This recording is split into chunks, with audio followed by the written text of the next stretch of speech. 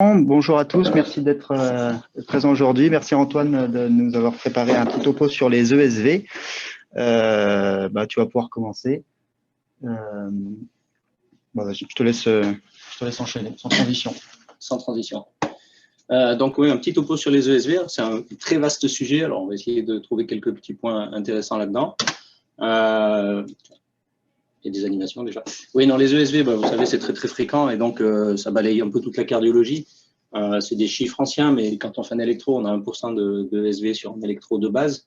Si on attend un petit peu, 2 minutes, on arrive à 6% de ESV. Et sur les holters, on a 80% de ESV. C'est quand même rare de ne pas avoir une ESV sur un holter. Et par contre, de manière exceptionnelle, il y a des patients qui ont énormément de ESV. Alors, les seuils varient selon les séries, mais on a 2% des holters sur lesquels on a plus de 20 000 ESV. L'ESV, la question c'est est-ce que c'est anodin ou est-ce que c'est quelque chose de péjoratif d'avoir des ESV? Les études anciennes sont plutôt inquiétantes mais réservées, puisque dans les vieilles études et les suivis à long cours, que ce soit Framingham ou l'étude ARIC, c'est une étude sur les athéroscléroses dans la population générale qui était parue en 2002 où on suivait les gens pendant 10 ans. Juste le fait d'avoir une ESV augmenter le risque de faire une mort subite coronarienne. Ce n'est pas la dernière version du diaporama, c'est ce que je vois là. Enfin, une mort coronarienne et une mort subite multipliée par 2 à 10 ans. Une méta-analyse qui est parue plus récemment, en 2012, reprenait beaucoup d'études faites sur des patients qui étaient censés ne pas avoir de cardiopathie. Et puis on regardait la mortalité globale ou la mortalité cardiovasculaire, la mortalité subite, peu importe. Vous voyez, globalement, les ESV donnaient un caractère péjoratif dans la majorité des études, sauf une. Et bon, ce n'était pas significatif parce que ça coupait le 1, mais il y avait une tendance quand même à un mauvais pronostic juste sur le fait d'avoir des ESV à l'électrocardiogramme chez des gens qui étaient, encore une fois, indemnes de cardiopathie. Donc, ça pose vraiment la question de la prise en charge de ces ESV. Ouais, c'est l'ancienne version, parce que il y a 3 E. Donc, il manquera peut-être des choses, pas très grave, mais bon. On a cherché à classer les ESV, à savoir un petit peu de quoi on parlait, à unifier un peu nos discours. En fait, tout le monde a entendu parler des critères de Lone, qui sont une façon de classifier les ESV, et puis effectivement d'homogénéiser notre façon de parler. Les critères, ils vont de 1 à 5, mais en fait, il y a 2, 4. Le critère 1, c'est moins de 30 ESV par heure. À partir de 30 ESV par heure, on passe en critère 2 de Lone. Ça, c'est des critères qui sont assez anodins, je dirais. À partir de 3, par contre, c'est des ESV polymorphes. 4A, 4B, c'est doublé ou triplé ou plus. Et puis le 5 qui est là, c'est l'ESV avec un R sur T. Mais c'est quelque chose d'un petit peu différent, le R sur T, par rapport aux autres ESV. Ces critères, ils sont validés uniquement dans la cardiopathie ischémique. Et effectivement, dans la cardiopathie ischémique, à l'ère de la thrombolyse que vous n'avez pas vécu, dans les études JC ou les anciennes études, on voyait que le fait de faire des ESV, alors c'était, vous voyez, par exemple, ça c'est JC, avec ou sans dysfonction ventriculaire gauche, on peut regarder là, mais c'est la même chose sur celle-là. Quand on n'a pas d'ESV, on a un pronostic cardiovasculaire, c'est la survie ici, qui est bien meilleur que quand il y a quelques ESV. Et quand il y a plus de 10 ESV par heure, le pronostic est nettement moins bon. Ça, c'est une autre étude qui montre dans l'autre sens que pas d'extrasystole, une extrasystole, des extrasystoles complexes ou des salles d'extrasystole.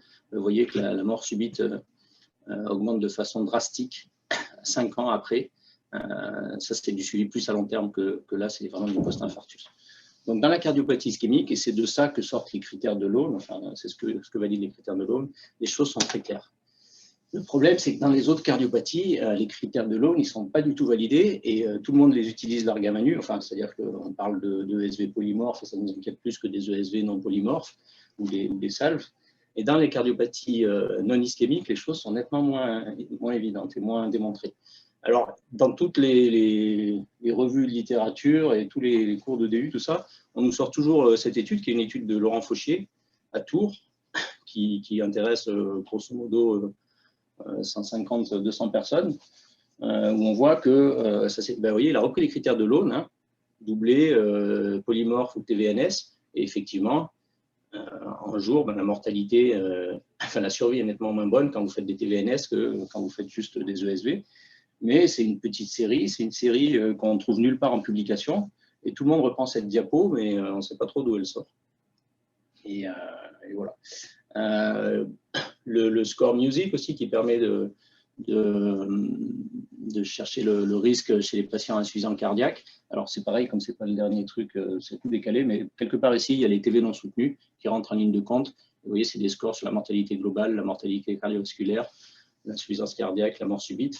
Et les TVNS sortent quelque part, mais là encore, ce ne sont que les TVNS. Donc la cardiopathie dilatée, enfin, il n'y a pas grand-chose qui ressort à part les TVNS. Dans la cardiopathie hypertrophique, c'est un petit peu je vais vite balayer toutes les cardiopathies parce que c'est vraiment c'est un peu dictionnaire. C'est pas forcément très pertinent, mais c'est juste pour vous montrer que dans les cardiopathies hypertrophiques, pareil, la seule chose qui sort dans les critères de risque, c'est les TV non soutenus. Alors, la TV non soutenue dans les cardiopathie hypertrophique, c'est quand même très large parce que c'est 3 ESV à plus de 120 par minute. Donc, on appelle ça un triplet normalement. Hein. Ce n'est pas une TV non soutenue, mais bon. Mais voilà, c'est ce qui est validé comme critère de risque dans la CMH et qui rentre dans le calculateur. Dans les DAVD, vous savez qu'il y a des critères mineurs, des critères majeurs. Et là encore, sans rentrer dans le détail, c'est le nombre de ESV par 24 heures qui rentre en ligne de compte, qui est validé, et puis les TV non soutenus.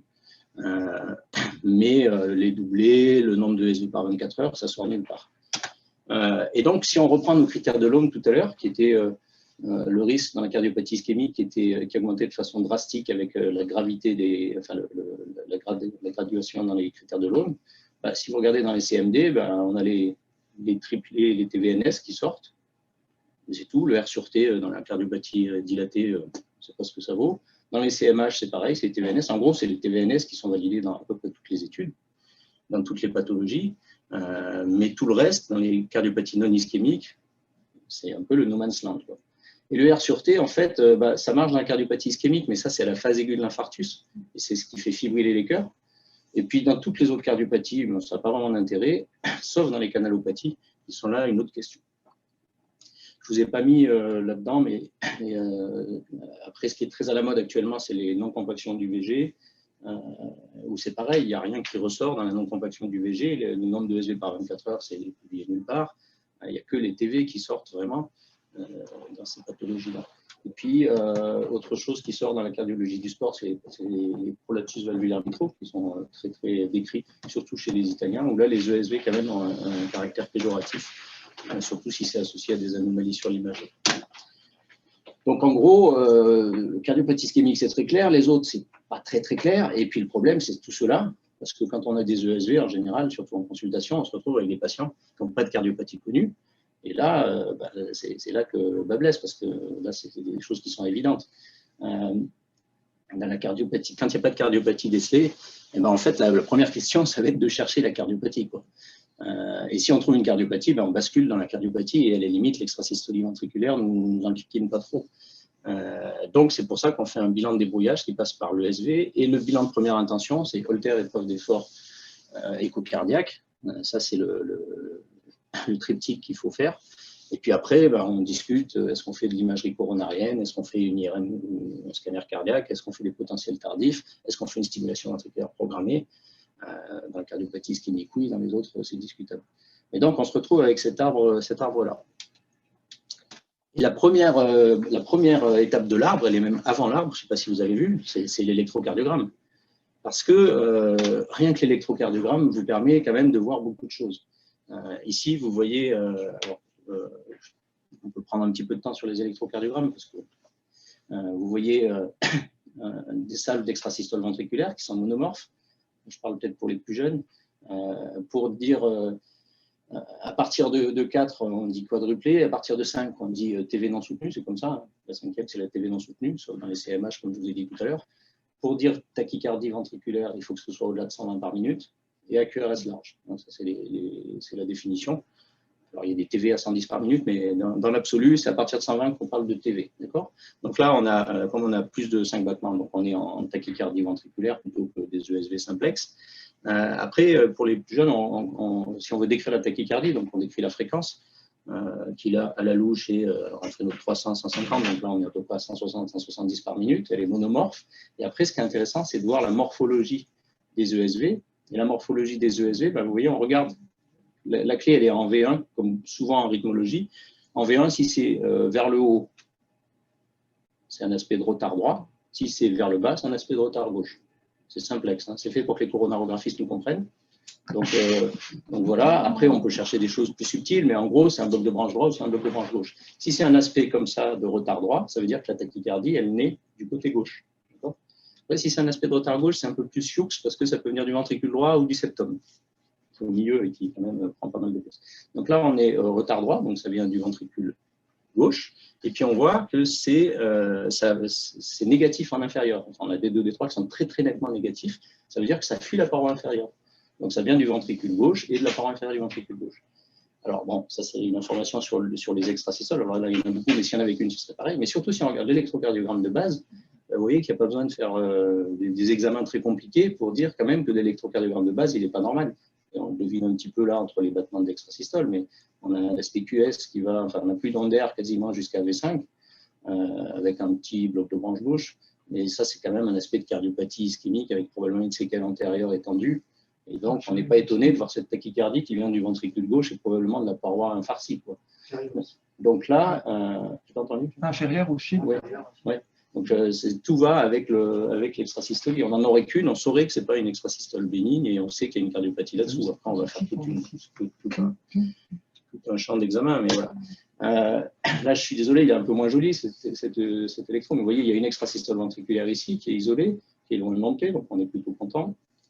Qui est très positive en inférieur, et on ne l'a pas sur toutes les dérivations. Et ça, c'est aussi l'intérêt, c'est d'avoir un électrode 12 dérivations et d'avoir l'électrode dans toutes les dérivations. Et ça, soit intensif, on peut très facilement afficher l'électrode en 12 dérivations et faire défiler le tracé pour, même si on n'a qu'une ESV, voir comment elle se comporte dans les autres dérivations. On peut le faire sur la centrale de télémétrie très facilement. Mais bon, elle est très négative en inférieur. On pourrait se dire, tiens, c'est une ESV qui vient d'en haut, donc de la chambre de chasse. Donc c'est plutôt quelque chose qui est rassurant comme ça de prime abord, mais si on regarde l'électrocardiogramme, on voit quand même que là, il y a une onde T qui est négative, V1, V2, V3, V4. Alors, onde T négative V1, V2, V3, V4, c'est un petit peu louche. Ça sent la cardiopathie ischémique, mais ça se voit surtout et associé à cet aspect de bloc de branche droit avec une onde R' un peu ample. C'est probablement une dysplasie du ventricule droit. Et cette extrasystole qui paraissait comme ça banale, va tout de suite s'inscrire dans probablement une dysplasie du ventricule droit. La dysplasie, je vous rappelle, il suffit d'avoir une onde T négative qui va jusqu'à V3 dans un bloc de branche droit ou jusqu'à V2 sans bloc de branche droit. Alors la limite est, c'est bon, tu valides Didier, parce qu'on a une discussion, mais donc c'est bien ça. C'est une onde T jusqu'à V2 sans bloc droit chez l'adulte. Ou qui dépasse, enfin qui va jusqu'à V3 avec un bloc droit, c'est pas normal. Ça doit faire rechercher une dysplasie du ventricule. Une dysplasie du ventricule parce que c'est maintenant qu'elles sont aussi bien droite que gauche. Mais ouais, vous voyez, donc une ESV comme ça, on n'a pas besoin de faire des IRM pour se dire tiens, il y a quelque chose. Et puis celui-ci, c'est un autre électrocardiogramme, ce sera le dernier. Donc vous voyez qu'on a un fond de rythme sinusal normal, les QRS, je fais les choses à l'envers, sont peu normaux. On a cette extrasystole qui est là. Alors déjà, oui, elle est là. Là, il y a celle-ci, elle est particulière, mais c'est probablement, bon, on y reviendra pas si vous voulez, mais bon, vous voyez, l'extrasystole principale, c'est celle-ci. Et si vous regardez, on regarde à nouveau son axe, elle est négative partout. L'extrasystole qui est négative comme ça partout, ça veut dire quoi? Ça veut dire qu'elle s'éloigne du V1 au V6. Vous avez vos électrodes de surface, et l'extrasystole, elle est en train de fuir toutes vos électrodes prépectorales. Ça veut dire que c'est une extrasystole qui vient de l'apex. Une extrasystole qui vient de l'apex, c'est rarement une extrasystole bénigne. Ce n'est pas un endroit où on s'attend à avoir des extrasystoles classiques. Donc ça, c'est un petit peu suspect. Ça, alors après, ça vient aussi de la paroi inférieure. Ici, vous voyez, c'est négatif des 2D3VF. Et puis ça, en fait, c'est probablement une fusion entre le battement normal qui est là et puis l'extrasystole. Ça donne un battement un petit peu intermédiaire entre les deux et qui est assez fin ici, là qui est l'intermédiaire et puis là qui ressemble à une soucoupe volante. Et c'est probablement une fusion plutôt que des ESV polymorphes. La discussion est un peu difficile. Donc ça pour vous dire que rien que sur l'électrocardiogramme, on voit déjà beaucoup de choses. Vous voyez, ça c'est une série italienne où ils prenaient des athlètes et ils les classaient, donc sans cardiopathie, bien sûr, au départ. Pas beaucoup d'extrasystole, moins de 100. énormément d'extrasystoles pour eux, 2000, et puis entre les deux, le groupe intermédiaire. Et en faisant un bilan qui se révélait surtout par les données échographiques, et bien, vous voyez qu'on trouvait 30% de cardiopathie chez les gens qui avaient beaucoup d'extrasystoles. Alors, cette série, elle me plaît beaucoup parce qu'en fait, si vous allez à la ligne au-dessus, vous voyez que juste avec l'électrocardiogramme, vous en trouvez 20% quand même. Donc, finalement, on a déjà beaucoup d'informations sur l'électro, c'est pour ça que ça vaut le coup de passer un petit peu de temps dessus. Et puis, bon, comme c'est des Italiens, ils ont beaucoup de prolapsus mitraux. Donc, voilà l'intérêt du bilan. Donc, sur l'échographie, je vous ai dit, sur l'épreuve d'effort, c'est les études Paris qui montraient que quand on avait à l'effort pas d'extrasystole ou des extrasystoles, alors plus ou moins, ou glycémie, vous voyez que les extrasystoles avaient un caractère aussi péjoratif que glycémie à l'épreuve d'effort. Ça, c'était les extrasystoles pendant l'effort. C'est la série de Jouven de 2000. L'épreuve d'effort aussi, il y a quelque chose qui est intéressant parfois. On a la chance ou la malchance de tomber là-dessus, qui est quand même très caractéristique. Ça, c'est des extrasystoles, vous voyez, qui sont bidirectionnels. C'est-à-dire qu'il y a un axe comme ça d'extrasystole ventriculaire. Et ça, c'est quasiment pas pathognomonique. Des TV catécholergiques, qui sont des arythmies qui sont très, très dangereuses. Donc ça, on peut le voir à l'épreuve d'effort, c'est quand même très rare. Et donc ça, c'est les arythmies pendant l'effort. Les arythmies post-effort sont aussi inquiétantes, et voire même plus inquiétantes, parce que vous voyez que ça, c'est pas d'extrasystole, des extrasystoles à l'effort, des extrasystoles uniquement en récupération, et les deux. Et vous voyez que le fait qu'elles surviennent pendant la récupération est encore pire que de les avoir pendant l'effort. C'est comme s'il y avait un effet mémoire ou une inertie de l'extrasystolie avec des périodes réfractaires qui ne se réadaptent pas complètement et qui font des automatismes anormaux post-effort. Et ça, c'est encore plus dangereux.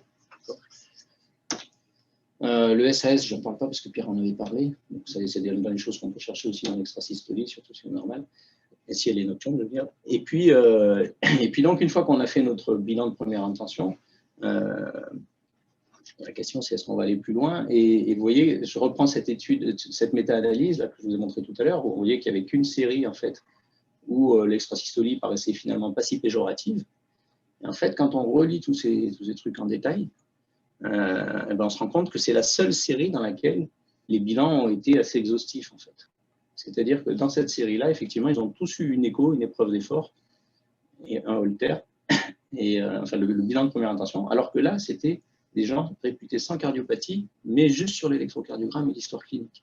Donc finalement, là-dedans, il y en a probablement énormément qui ont quand même une cardiopathie sous-jacente. Surtout qu'il y a pas mal de patients âgés. Il y a des séries où les patients sont plus des femmes que des hommes. En fait, donc c'est quelque chose qui est très, très discuté. Du coup, on ne sait pas trop, quand il n'y a pas de cardiopathie, ce qu'il en est. Alors, il y a des choses aussi qui traînent comme ça, avec des grands listings, ça persiste dans les topos des présentations, pour savoir si les extrasystoles sans cardiopathie, parce que maintenant on va s'intéresser à celles-ci, qui sont à mon avis les plus intéressantes, si elles sont dangereuses ou pas. Alors, il y a des plutôt dangereuses et des plutôt gentilles. Les plutôt dangereuses, c'est celles qui ont une sale tête. C'est celles qui sont larges, très très larges, qui sont écrasées, qui ont des notches, qui ont des encoches, qui sont polyphasiques. Donc celles-ci, elles sont plutôt inquiétantes. Les polymorphes, les répétitives et les R sur T, bon, effectivement, intuitivement, c'est un petit peu plus gênant de voir ces extrasystoles que les autres. Celles qui sont très nombreuses seraient a priori plus graves que celles qui sont peu nombreuses, mais on y reviendra. Celles qui surviennent à l'effort, on n'aime pas. Le potentiel tardif, l'inducibilité de la tachycardie, ça c'est pareil. Est-ce qu'il faut le faire quand il n'y a pas de cardiopathie? C'est discutable. Et bien sûr, vous voyez, ce qui ressort, c'est la cardiopathie. Donc ça, c'est une espèce de soupe de généralité et de médecine de concierge, parce qu'il n'y a pas grand-chose là derrière. La morphologie, vous voyez, il y a des études anciennes qui montrent que si vous avez une belle extrasystole avec une seule déflexion, c'est plutôt moins pire que si vous avez des extrasystoles plus larges, plus de 160 millisecondes, et avec des encoches. Ça, vous voyez, des études de 1990, l'eau a un peu coulé sous les ponts depuis, mais le pronostic était moins bon dans le groupe avec des extrasystoles de morphologie différente. Je reviens un peu parce que comme c'est pas mon bon diaporama, je suis désolé. Et quand il n'y a pas de cardiopathie, ce qu'on recherche, il y a des extrasystoles qu'on sait ou qui ont la réputation d'être plutôt bénignes. Et là, c'est les extrasystoles des chambres de chasse et les fasciculaires. Celles-ci, quand on les voit, on est plutôt un peu rassuré. Alors, je dirais plutôt un peu parce que ce n'est pas forcément si simple que ça. Les chambres de chasse, ventricule droit, ventricule gauche, elles sont sensibles à l'adénosine.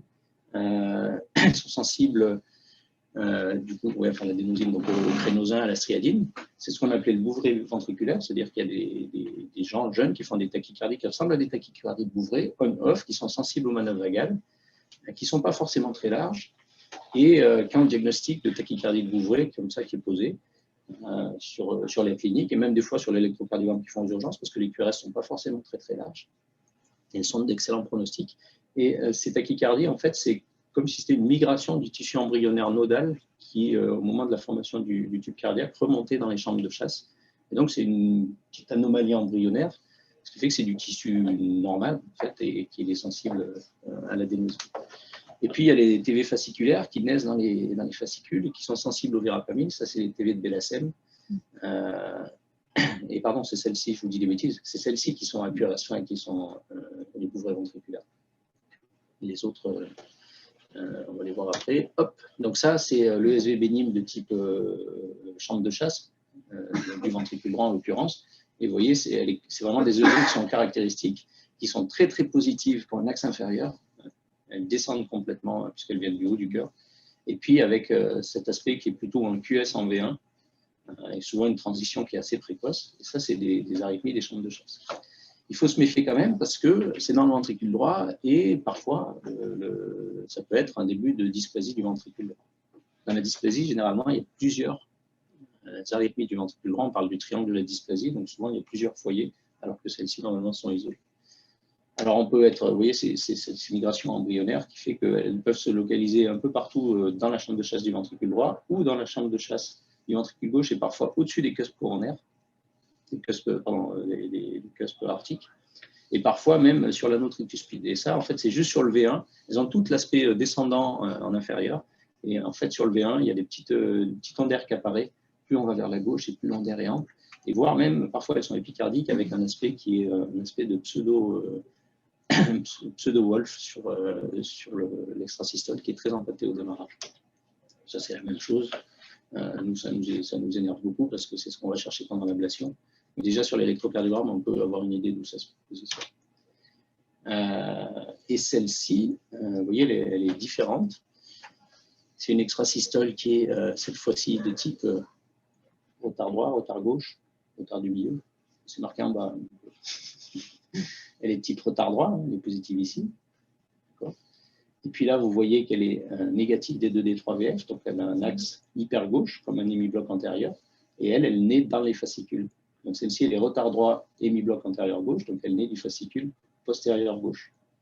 C'est une réentrée entre les fascicules, et c'est celle-ci, les fameuses TV fasciculaires, qui sont les TV bénignes, et c'est pour elles les bouvrets ventriculaires, c'est vrai que quand c'est rapide, des fois le QRS est encore plus fin que ça, et ça peut donner le change avec un bouvret, avec un peu d'aberration de conduction. Donc celles-ci, elles sont bénignes, ces extrasystole. Elles sont bénignes jusqu'à preuve du contraire. Parce que la question, c'est quand même, quand il y en a beaucoup, est-ce qu'on risque une arythmie grave? Et surtout, ce qui fait beaucoup l'objet de publication actuellement, c'est est-ce qu'il y a un risque de cardiopathie induite par l'arythmie, de cardiopathie rythmique. Alors, vous voyez que le risque rythmique, des fois, on n'a pas besoin de beaucoup d'extrasystole pour avoir peur. Et celle-ci, c'est un électro du service. Alors, il n'est pas beau parce qu'on l'a pris en photo quand on l'a eu sous la main. Parce qu'on s'est dit, c'est pas souvent qu'on voit ça. Et ça, c'était une jeune fille, je ne sais plus quel âge elle avait, mais qui avait eu une syncope par le passé. Et puis, on avait cette extrasystole unique. Vous voyez que cette extrasystole, là, elle tombe en plein au sommet de l'onde T. Et ça, c'est ce qu'on appelle une extrasystole tueuse. C'est le R sur T. On voit la phase aiguë d'infarctus. C'est le R sur T qui fait fibiller. C'est celui qu'on voit dans les brugada. Là, vous voyez qu'il n'y a pas d'aspect particulier de brugada sur l'électrocardiogramme ou d'autres choses. Il n'y a pas tellement de repolarisation précoce, il n'y a pas d'autre chose. Mais ces extrasystoles-là, elles sont vraiment très, très inquiétantes. Et parfois, juste sur une extrasystole comme ça, avec un petit peu d'interrogatoire et d'histoire clinique, on peut poser l'indication des fibrillateurs. Sans aller plus loin, de toute façon, il n'y a pas tellement d'autres. Enfin, on va faire quand même des explorations pour vérifier qu'il n'y a pas une cardiopathie structurelle, mais souvent, on ne trouvera rien. Et juste sur cette extrasystole, quasiment, on sait qu'il y a un risque qui est majeur. Donc ça, c'est le risque rythmique. Mais l'autre risque aussi, c'est le risque de cardiopathie médiée ou induite par l'arythmie. Alors, Ça, c'est cardiopathie médiée, ça, c'est cardiopathie induite. Cardiopathie médiée, ça veut dire qu'il y a quand même une cardiopathie, mais que l'arythmie l'aggrave. Et cardiopathie induite, c'est qu'il n'y a pas de cardiopathie. Ça sous-entend que si on traite l'extrasystolie, on va améliorer la cardiopathie. Alors, la question, c'est toujours de savoir si c'est la poule ou l'œuf. Est-ce qu'il y a des extrasystoles parce qu'il y a une cardiopathie, ou est-ce qu'il y a une cardiopathie parce qu'il y a des extrasystoles, ou est-ce que les deux choses n'ont rien à voir? Alors, il y a des moyens d'appréhender ça. C'est sûr que quand on fait des explorations endocavitaires ou à l'IRM et qu'il y a des énormes zones de fibrose, on pense que c'est plutôt associé qu'à l'origine de la cardiopathie. Mais ce n'est pas toujours aussi évident que ça. Ces cardiopathies rythmiques, on pense qu'elles sont très sous-évaluées. On sait sur des arythmies qui sont non ventriculaires que sur de la FA, selon les études, on a entre 10 et 50% des FA qui, à long terme, évoluent vers une cardiopathie rythmique. En pédiatrie, c'est bien connu sur les tachycardies supraventriculaires, que ce soit les tachycardies de Koumel, par exemple, qui sont des tachycardies bénignes chez l'adulte. Elles peuvent fusiller un ventricule, voire les deux. Et là, si on traite l'arythmie, si on fait une ablation, et bien, effectivement, c'est complètement réversible chez l'enfant, c'est intéressant. Et pour les ESV, ça dépend beaucoup des séries, mais on considère qu'il y a des cardiopathies rythmiques dans 9 à 34% des patients qui présentent uniquement des ESV à long terme.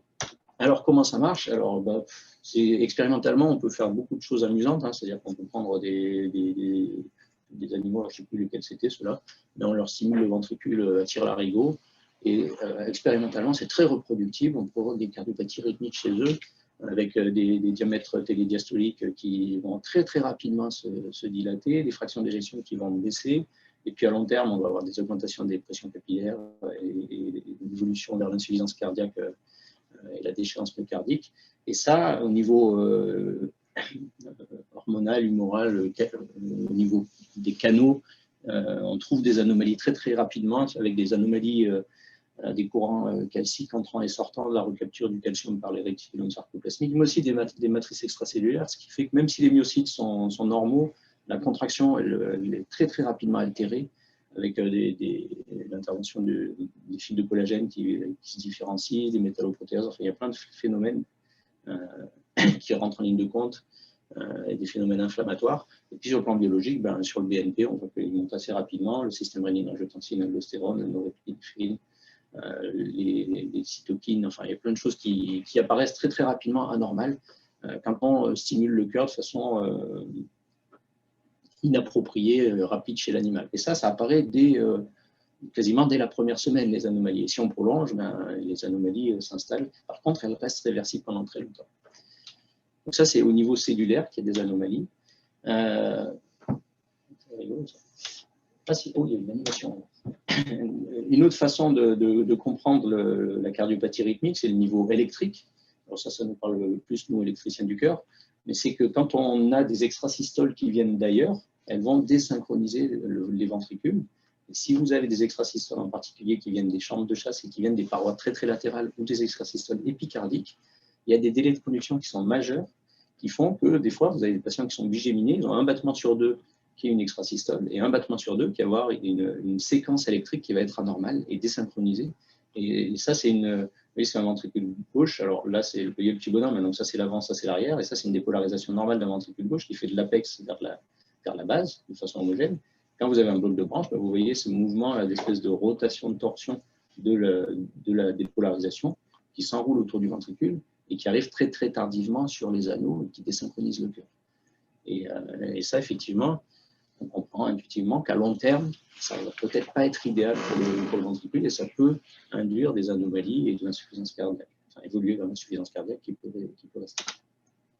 Et puis, comme on a des amis plombiers, il y a aussi la théorie hémodynamique, c'est-à-dire que vous savez, ces patients qui sont bigéminés, comme ça, vous avez un battement normal in extrasystole, un normal in extrasystole, un normal in extrasystole. Parfois, quand on a une courbe de pression artérielle en phase, souvent on voit la petite notch de l'extrasystole, mais parfois c'est tellement précoce que finalement c'est comme si on avait une espèce de bradycardie, c'est masqué, c'est caché, j'allais dire.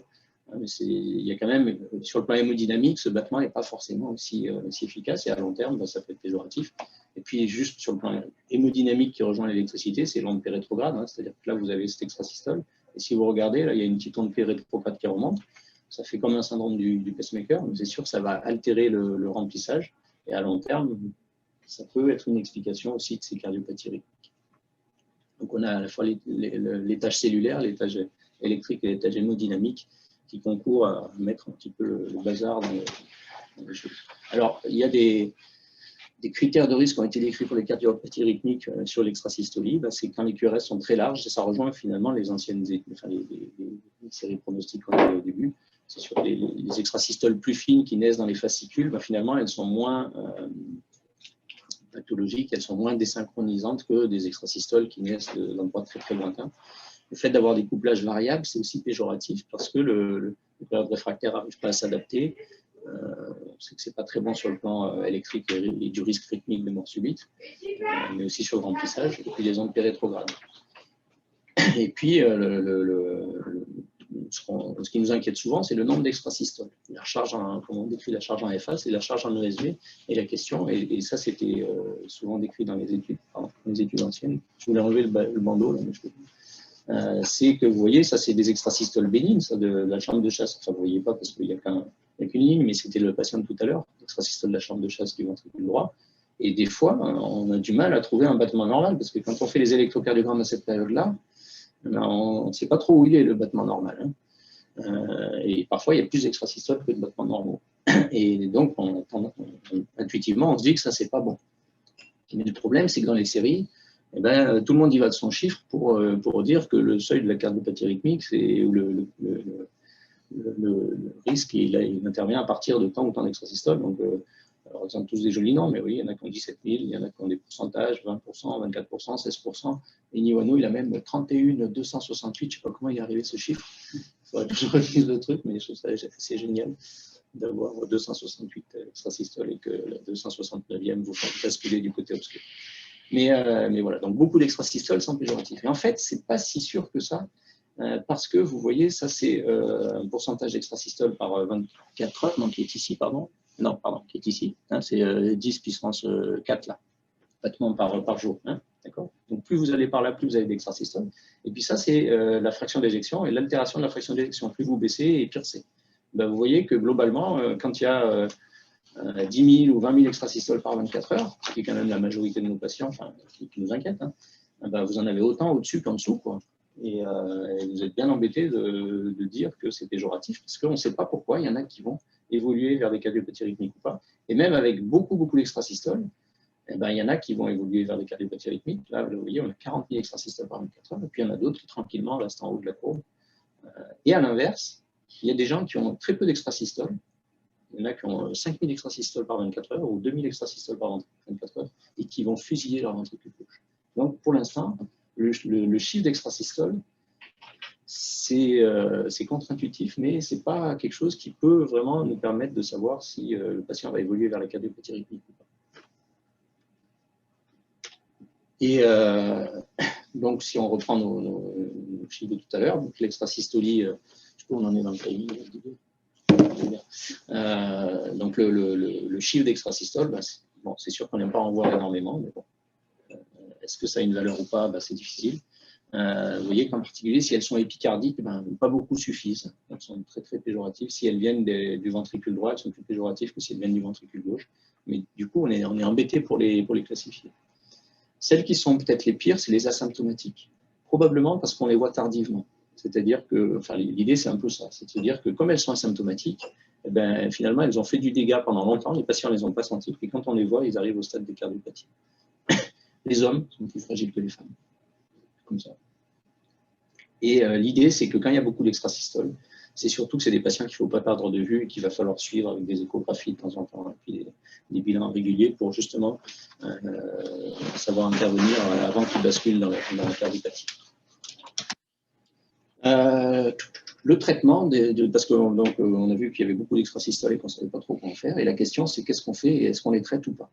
Alors, les choses sont très claires, s'il y a une cardiopathie, bien entendu, il faut traiter. D'accord.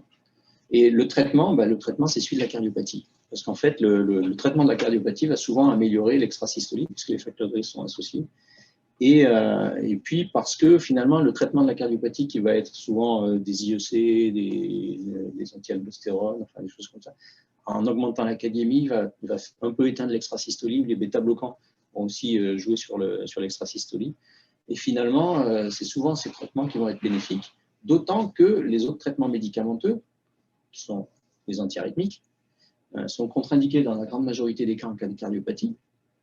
Donc finalement, on va se retrouver à traiter la cardiopathie et puis c'est tout, quoi, quasiment. Après, on traite s'il y a des signes fonctionnels, c'est-à-dire s'il n'y a pas de cardiopathie, un patient qui a 20 000 extrasystoles par 24 heures et qu'il a un bilan strictement normal, et ben, lui mettre des antiarythmiques, s'il est asymptomatique, c'est très très discutable. Pourquoi? Parce que les antiarythmiques, contrairement aux anticoagulants qu'on choisit en fonction de leur efficacité, mais les antiarythmiques, on les choisit en fonction de celui qui est le moins pire. C'est-à-dire que, enfin moi c'est comme ça qu'on raisonne, hein. On prend notre liste d'antiarythmiques et on dit bon ben le patient il a une dystéroïdie, hop, pas de cordarone, le patient il est asthmatique, hop, pas de bêta-bloquant, le patient il a, etc. Puis finalement, on se retrouve à choisir celui qui reste dans l'arsenal thérapeutique.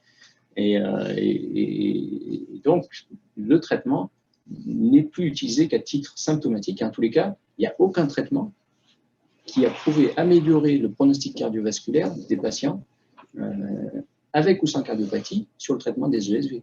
Aucun traitement. Si vous regardez les traitements avec la cordarone, dans toutes les études sur la cordarone avec cardiopathie, la cordarone, au long terme, n'améliore pas du tout le pronostic des patients qui font des arythmies ventriculaires. Voire même on augmente des mortalités cardiaques par les fibroses pulmonaires et d'autres problèmes qu'on ne voit pas du tout en France, mais que les autres pays connaissent bien. Donc, le plus puissant des antiarythmiques, et l'étude CAST a montré qu'en cas de cardiopathie ischémique, le fait de mettre des antiarythmiques de classe 1 nettoyait les holters, il n'y avait plus d'extrasystole, donc on était content, mais il y avait plus de morts subites. Donc, c'est de ça que sont sorties les contre-indications des antiarythmiques de classe 1 dans les cardiopathies.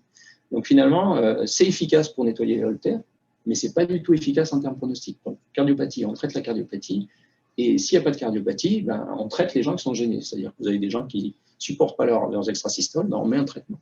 On met un traitement en leur disant bien que ça va peut-être améliorer leur qualité de vie, leurs symptômes, mais en aucun cas améliorer le pronostic. Ça veut dire que si le traitement ne les améliore pas, ben, à mon avis, il faut l'abandonner. Alors, si le traitement est mal supporté, eh ben, il faut l'abandonner et on passe notre temps à faire le ménage dans des traitements. Donc, le traitement médicamenteux, actuellement, et d'ailleurs, dans le traitement parce que ce n'est pas le bon diaporama, mais souvent, il faut se poser la question chez des gens qui ont des extrasystoles inexpliqués de l'effet pro-arythmique des antiarythmiques. Parce que, par exemple, la digoxine est un médicament qui augmente l'automatisme et dans les signes non pas de surdosage, mais de taux sanguin un peu élevé, les effets de la digoxine, c'est d'augmenter l'automatisme atrial et ventriculaire. Donc, parfois, le traitement est même à l'origine de l'arythmie. Donc, le traitement de choix, après, qui discute, c'est l'ablation, quand on pense qu'on va évoluer vers une cardiopathie arythmique. Et puis, dans certaines situations, c'est le défibrillateur. Et ça, c'est souvent quand il y a une cardiopathie ou quand on a l'extrasystole tueuse que je vous ai montré l'autre fois. Et alors, juste l'ablation, pour vous montrer une image d'ablation, c'est très joli. Hein. Vous avez un ventricule droit ici, la chambre de chasse. L'espèce de patate, là, vous êtes obligé de me croire, mais c'est un ventricule droit. Et puis, on a les signes, on arrive à faire une espèce de carte d'activation de l'extrasystole. Alors, soit une carte d'activation, c'est-à-dire qu'on voit notre extrasystole clinique et puis on voit d'où elle sort, d'où elle émerge. C'est-à-dire par rapport à l'extrasystole qu'on a sur l'électrosurface, on regarde l'endroit qui est le plus précoce. Et ça nous permet souvent de voir une cocarde avec des points de précocité. Alors, il y a des gradients de précocité. Vous voyez, tout ce qui est dans le rouge, c'est précoce. Et plus on va vers le vert bleu, ben, plus on est tardif. Donc, la précocité est par là. Et si on est carrément dans le blanc, c'est encore mieux. Donc, c'est ici. Et puis, on peut avoir des cartes de pacemapping, c'est-à-dire qu'une fois qu'on a enregistré notre extrasystole, on a vu la tête qu'elle avait, on déplace notre cathéter, on stimule à un endroit, puis on regarde si on a exactement la même morphologie, une carte de similitude. Et puis, plus on s'éloigne, et plus c'est distant. Et l'ablation, là, peut être intéressante parce que vous voyez que, bon, ça c'est une étude un peu ancienne, hein, mais que quand la fraction d'éjection a été altérée avec l'ablation, il n'y a plus la légende, mais c'est l'amélioration par l'ablation, elle est là. Donc ça, c'est les antiarythmiques qui font. Et juste, ça c'était l'étude CAST. Je sais plus. Parce que encore une fois, je suis désolé, c'est pas la dernière, mais ça doit être CAST. Et donc, pour finir, parce que je pense que ça va être l'heure, donc take-home message. C'est devant une extrasystolie, le plus important, bon, déjà, c'est de bien lire l'électrocardiogramme parce que vous avez la clé dans beaucoup de situations. Et puis, bilan minimal initial. Et le bilan minimal, bah, c'est toujours la même chose. Hein. C'est pas aller tout de suite à l'IRM ou à des choses compliquées. Hein. C'est épreuve d'effort, écho et Holter qui déjà nous donne beaucoup d'informations sur le. Et puis, c'est ce qui est validé comme critère pronostic à long terme, bien plus que toutes les imageries compliquées. Tu été me former sur le staff d'Annecy. Hein. C'est pas très rigolo. Très rigolo. Okay. Non, mais écoute, c'est à fond. Pas qu'il ne faut pas faire d'IRM, mais je vous dis que les critères pronostiques validés sont ceux-là.